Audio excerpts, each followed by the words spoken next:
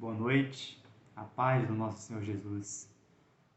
Essa noite estamos meditando em 1 Samuel, capítulo 3, do versículo 1 ao 10.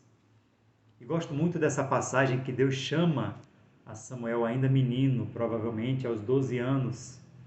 E quero chamar a atenção para três coisas: a lâmpada, o tabernáculo e o ouvir. A lâmpada de Deus, o tabernáculo e o ouvir. E o que podemos aprender com essas três coisas? Deus estava usando uma criança sincera em contraste com o sumo sacerdote Eli, que já estava velho e não repreendia seus filhos que eram sacerdotes e agiam mal aos olhos de Deus. Eles negligenciavam a sua consagração. O menino veio a ser usado com visões e profecias em uma época em que o sacerdócio tinha perdido a credibilidade.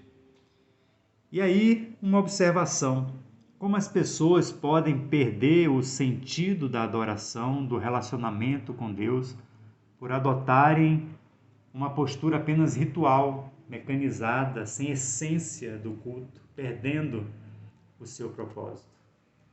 O sumo sacerdote Eli já era velho quando Samuel foi servir e morar com ele no tabernáculo. Nessa época, as visões não eram frequentes. E aí é uma palavra interessante, visão, com o significado de perceber com a visão interior. Ou seja, faltava um homem segundo o coração de Deus, movidos pelo Espírito. A lâmpada, como diz aqui no versículo 3, a lâmpada de Deus, diz que Samuel foi chamado antes que ela se apagasse no templo.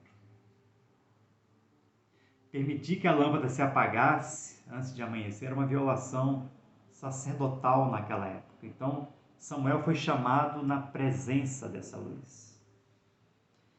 O candelabro não só remete aos olhos de Deus sobre toda a terra, mas a chama do Espírito Santo, a presença de Deus, mas também aponta para Cristo. Porque ele diz: eu sou a luz do mundo, quem me segue não andará nas trevas, pelo contrário, terá a luz da vida. João capítulo 8, versículo 12. De fato, Jesus é a verdadeira luz, que vinda ao mundo ilumina todo homem, ilumina todo aquele que crê. E todo aquele que está em Jesus não está nas trevas, mas agora é chamado como filhos da luz. Vocês são a luz do mundo. Não se pode esconder uma cidade construída sobre um monte. E também ninguém acende uma candeia e coloca debaixo de uma vasilha. Ao contrário, coloca-se no lugar apropriado e assim ilumina todos os que estão na casa. Assim, brilhe a luz de vocês diante dos homens, para que vejam as suas boas obras e glorifiquem ao Pai de vocês, como está lá em Mateus capítulo 5, versículo 14 ao 16. E aí temos o tabernáculo, a presença de Deus, a presença de um Deus santo no meio de um povo chamado para ser santo, separado. E Jesus fez isso, ele se fez carne e habitou no meio de nós, ele tabernaculou como a tenda da presença, estava no meio daquele povo no deserto. Agora a glória de Deus não estava mais em uma tenda ou em um templo, mas andando por Nazaré. Assim nós somos templos do Espírito Santo, aqueles que estamos em Cristo, temos o candelabro aceso em nossos corações. O Espírito Santo que nos santifica e nos faz como Cristo, luz do mundo. Não permita que essa luz se apague. Isso significa que nós somos movidos por fé, pela perseverança, chamados para Deus para continuamente sermos luz.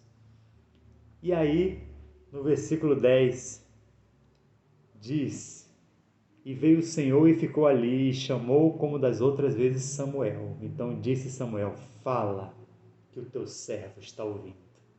Samuel expressou prontidão para receber a revelação de Deus. Ouvir significa não só escutar, mas escutar com interesse. E pode ser traduzido como obedecer. Ele falou: fala, porque teu servo ouve.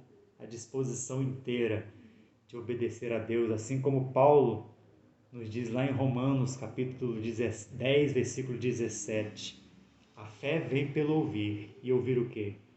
A palavra de Deus, a voz de Deus, que fala pelas Escrituras, que fala pelas profecias, que fala pelo relacionamento, pela oração.